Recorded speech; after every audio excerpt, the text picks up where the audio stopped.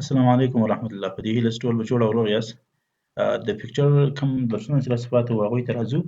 لومړی موږ تاسې پوزیشن لرو. په پوزیشن کې کولی شئ د تصویر لپاره ځای انتخاب کړو چې تصویر د صفحې په کومه برخه کې راسي. نو د صفحې هره برخه چې ستاسو خوښه وي هغه ځای ته یې له دې ځای څخه وړلی شئ تر څو پرې بیا تصویر په همغه برخه کې وښودل شي. یوازې همدغه انلاین که چیرې ورته انتخاب وي نو بیا تصویر تاسو له یو ځای څخه بل ځای ته په موس باندې څه په ګرانه انتقالولی شئ، ولې له دې ځای څخه که مو هر شکل ورته انتخاب کړئ اوس نور بلا دې ځای ته ضرورت نه لرئ چې راسئ تصویر ته ځای انتخاب کړئ، ساده کلیک ورباندې ونیسئ او تصویر له دې ځای څخه انتقال کړئ. هر ځای ته چې مو انتقالوئ نو همغه ځای ته یې انتقالولی شئ. په رف ټکسټ کې هم داسې لرو چې انلاین په لیکه کې دې راسي تصویر سکویر شاوخوا دې خط ورباندې د مربع په شکل وي او په ټایټ کې ځینې خطونه چې تر کومه ځایه امکان وي نور به هم ورته ورنږدې شي. فرض کړئ زه دا راځم دایروي شکل ته اړوم تر څو پورې بیا راته معلوم شي. اوس راځو که چیرې موږ ستاسې سکویر انتخاب کړو خو په داسې حالت کې دی او که ټایټ یا ترو ورته انتخاب کړو نو زموږ ستاسې خط به تصویر ته یو څه اندازه نور هم نږدې کېږي. تر کومه ځای چې هغه امکان وي تصویر ګول شوی د هغه ځای ته هم دا خط ورته ورنږدې شو. ټاپ اینډ بټن کې به تصویر سره لاندې او لوړ خط یې څنګونو ته بینی. بیهایند ټکسټ به تصویر د خط شاته ولېږي، مخته به خط او ان فرونټ اف ټکسټ به بیا تصویر را مخکې کړي، خط به ورسره شاته ځي. ایډیټ رافټ پوینټ کې بیا موږ تاسې کولی شئ په خپله خوښه خط ورته رانږدې کړو. ایډیټ رافټ پوینټ به ورته انتخاب کړو. کله چې مو انتخاب کړئ اوس په کوم ځای کې چې موږ غواړو چې تصویر ته دې خط نږدې شي نو هغه ساحه به داسې رایسته کړو تر څو پورې بیا دغه تصویر ته له هغې خوا څخه خط نږدې شي. له هره طرفه چې مو غوښتی دغه نښې به ورته رانږدې کړو تصویر ته تر څو پورې له هغې خوا څخه دا خط تصویر ته ورنږدې شي. موبي ټکسټ که چیرې انتخاب وي زموږ تصویر به له خطه سره انتقالېږي. فرض کړئ موږ دې ځای ته رالو اوس موږ تاسې خط ډېروو نو تصویر ورسره انتقالېږي او که زه چیرې خط کموم نو تصویر بېرته مخکې راځي. هر ډول که خط ډېرېږي تصویر به هم ورسره انتقالېږي او که خط کمیږي تصویر به بېرته خپل ځای ته راځي. خو که چیرې دلته موږ تاسې ورته انتخاب کړو فکس پوزیشن ان پیج نو بیا تصویر نه انتقالېږي. موږ تاسې به انتخاب کړو اوس راسو که هر څو زه دا خط وروسته کوم تصویر پر خپل ځای پاتې ده، که خط بېرته کموم بیا هم تصویر پر خپل ځای پاتې ده او تصویر له خپله ځای څخه نه انتقالېږي. مور لیاوټ که چیرې موږ تاسې راخلاص کړو نو بیا همدغه شکلونه دي، هغه ډولونه یې دي، ټول ډولونه هر ډول چې مو کوم یو خوښ وو هغه ورڅخه استفاده کولی شئ. یوازې په دې ځای کې دلته د خطه فاصلې دي په درجو سره ته کولی شئ ورته ورکړئ چې له لوړې خوا څخه دې خط څومره فاصله ولري، له لاندې خوا څخه له چپه طرف څخه یا له راسته طرف څخه. همداسې ورته ویلی شئ چې د دواړو طرفو څخه دې خط ورسره وي یا لیفټ اونلي یوازې چپه طرف، لاندې لوړ چپه طرف به وي، رایټ اونلي بیا راسته طرف او لارجسټ اونلي هر طرف ته چې ډېره ساحه ورته پاته وه هغه طرف ته به خط وي او کوم طرف ته چې لږ ساحه وه هغه طرف ته به خط نه وي موجود.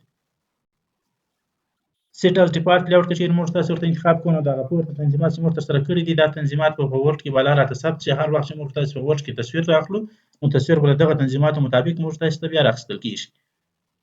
په برینګ فارورډ کې موږ تاسې کولی شو تصویر تر یوې ور مخکې کړو او که چیرې موږ تاسې برینګ ټو فرونټ ورته انتخاب کړو نو په برینګ ټو فرونټ کې بیا موږ تاسې تصویر تر ټولو په یو ځل رامخکې کولی شو. همداسې که موږ تاسې برینګ ان فرونټ اف ټکسټ ورته انتخاب کړو نو تصویر به تر خطه هم پسې رامخته شي. که شاته تاسو بېرته په سیټ بیکوارډ کې موږ تاسې کولی شو تصویر تر یوې شاته کړو او که مو داسې نه شاته کوئ نو موږ تاسې راځو دلته ورته انتخابوو سینډ ټو بیک، ډایرکټ به همدغه تصویر تر ټولو تصویرونو شاته راسي او بیا سینډ بیهایند ټکسټ که چیرې انتخاب وي نو دغه تصویر به د خطه هم شاته راسي، مکمل به شاته ولاړ شي.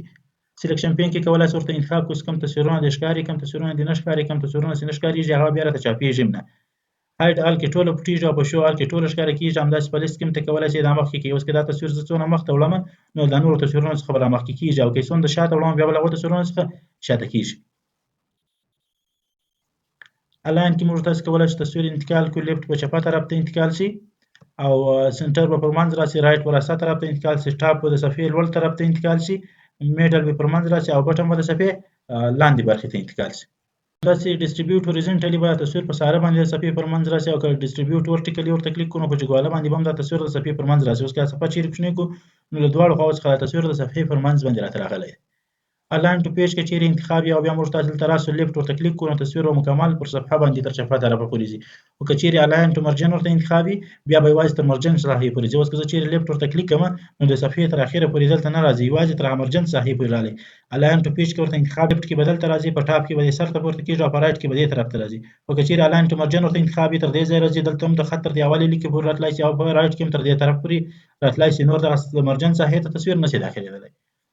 او که الاین ټو سلیکټډ ابجیکټ ورته انتخاب وي نو بیا یو تصویر پر بل تصویر باندې منظم وي. فرض کړئ دا یو تصویر غټ دی، زه یو تصویر له دې څخه کاپي اخلم او هغه یو څه کوچنی کوم چې بیا راته معلوم شي.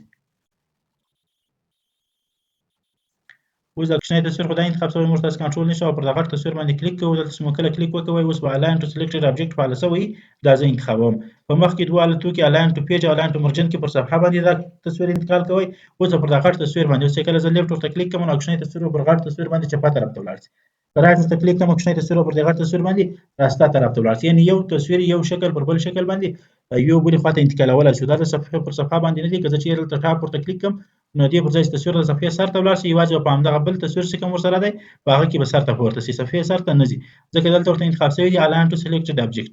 یوز ګایډلاین کې چیرې موږ تاسو انتخاب کوو نو موږ تاسو ته بیا ګایډلاینز راکړي فرض کړئ زه دا تصویر دلته منظم وم نو دا زرغونې لیکې تاسو ته ښکاري دا لیکې راکړي تر څو پرې ماته صفحه وشي که زه له صفحې وځم او مې راکړي که له مرجن ساحې ته داخلېږم هم یې راکړي دلته پر پاراګرافو باندې هم راکړي چې له یو پاراګراف بل پاراګراف ته وځم صفحې پر منځ په مختلفو برخو باندې راکړي که چیرې دا نه یې ورته انتخاب بیا موږ تاسو ته دا ګایډلاینز نه راکړي اوس چې تصویر هر څو زه انتقال کړم هرې خواته یوسم نو یوې خواته موږ تاسو ته هماغه ګایډلاینز چې و دا نه راته راکړي ویو ګریډ لاین به یو جالۍ درته ښکاره کړي پر صفحه باندې بیا جالۍ درته ښکاره کېږي او په ګریډ لاین سټینګ کې بیا موږ تاسو کولی شو دا جالۍ تنظیمات هم وکړو موږ تاسو به راسو دا ګریډ لاین اندازه به ورته وټاکو چې د اندازه دې څونه شي نو له دې ځای ته کولی شئ د اندازه ورته زیاته کړئ په ساره او جګواله په دواړو باندې کله چې کلیک کړو ډایرکټ به موږ تاسو د ګریډ لاین په هماغه شکل سره جوړ شوی په ګروپ کې موږ تاسو کولی شو تصویرونه سره ګروپ کو سره یو ځای کو یو تصویر خدای انتخاب کنټرول به ونیسو پر دا بل تصویر هم کلیک وکړو چې دواړه سره یو ځای شي اوس به راسو ګروپ ور باندې کلیک وکړو ګروپ چې مو کله کلیک کړئ د دواړو تصویرونه په یو حساب شي پر هر اوس موږ تاسو تغیر راولو پر بل به هماغه تغیر راځي او کوم وان ګروپ ورته کلیک کوي بیرته هر تصویر سره جلا کیږي هر تصویر به یوازې خپل کار کوي د بل تصویر سره به نه یو ځای شوی په روټیټ کې موږ تاسو کولی شئ تصویر وڅرخوو 90 درجې راسته طرف ته 90 درجې چپه طرف ته فلپ ورټیکلی سرچپه دی واوړي لوړه برخه به لاندې شي لاندې برخه به لوړه شي او فلپ هوریزونټل به راسته طرف چپه طرف ته شي چپه طرف به راسته طرف ته شي همداسې په درجو هم سرخولی شو د مور اپشن ته به راسو او دلته به موږ تاسو روټیشن ورته انتخاب کړو روټیشن کې به دلته موږ تاسو څونه اندازه مو خوښه یا درجې به ورکړو او اوکې به کو په هماغه اندازه به موږ تاسو دا تصویر وڅرخیږي په کرب کې موږ تاسو کولی شئ تصویر څخه اضافي ساحې ایسته کړو کومه ساحه چې مو نه خوښه ده ور باندې انتخاب کوي بل په هماغه ساحه تصویر څخه ایسته شي کرب کلیک کول تصویر څخه هغه ساحه ایسته شي کرب ټو شیپ هم کولی شئ دا تصویر کولی شئ د شیپ په شکل راواخلو کلیک کوي بیا په هماغه شیپ په شکل تاسو ته ښودل کیږي سپیکر او بیا خاصه اندازې دي خپل د ورډ پروګرام لخوا یا مایکروسافټ کمپنۍ لخوا څخه جوړې شوی دي په دغه اندازو سره هم کولی شئ تصویر کرب کړئ کلیک کوي په هماغه اندازه به تاسو تصویر کرب شي او که چیرې موږ راځو دلته مو تصویر کرب کوي تصویر مو له یوې خوا سره کم کړی ده اوس موږ تاسو دلته راځو کرب ته او پیل ور باندې کلیک کوو پیل چې کله زه ور باندې کلیک کوم نو پر دغه ځای باندې به تصویر د منځ څخه راشي موږ یوازې تصویر له یوه طرفه کرب کړی وو اوس موږ تاسو دلته تصویر هغه د منځ څخه ور باندې راغلی نو تصویر د منځ څخه په کرب څخه کې راځي او که پیټ ورته کلیک کوو نو تصویر به ټول کوچنی کېږي په همدغه ځای کې به راته ځایږي په سایز کې موږ تاسو اندازې ورکولای شو دا د ورټیکل اندازه ده د جګواله اندازه د شیپ هایټ د جګواله غټیږي او په دې سره د شیپ دغه سور غټیږي خو دا اوس دواړه سره تړلي دي دواړه که یو دانه زه غټوم بل هم غټیږي که یو کوچنی کوم بل هم کوچنی کېږي نو موږ تاسو به دغه وکتور ډوله شکل ته راسو دلته به دغه لاک اسپیک ریټیو کلیک کوو دا ټیک مارک به ایسته کړو اوس به اوکې کوو اوس موږ تاسو دواړه اندازې نه یې سره تړلي که زه دغه یوه اندازه غټوم نو بل اندازه پر خپل ځای پاتې نه به غټیږي او که چېرته دغه اندازه غټوم نو دا مخکې اندازه به پر خپل ځای پاتې نه به غټیږي او که چېرې موږ دلته راسو بیرته لاک اسپیک ریټیو ورته کلیک کوو او اوکې کوو اوس موږ تاسو که یوه اندازه کموو دومره اندازه به مو خپله ورسره اتومات کمی شي او که یوه اندازه زیاتوو بل اندازه به مو سره خپله اتومات زیاتیږي ویډیو مو تر همدې ځایه تر بیا بلې ویډیو هم پر الله سپارم ښې چارې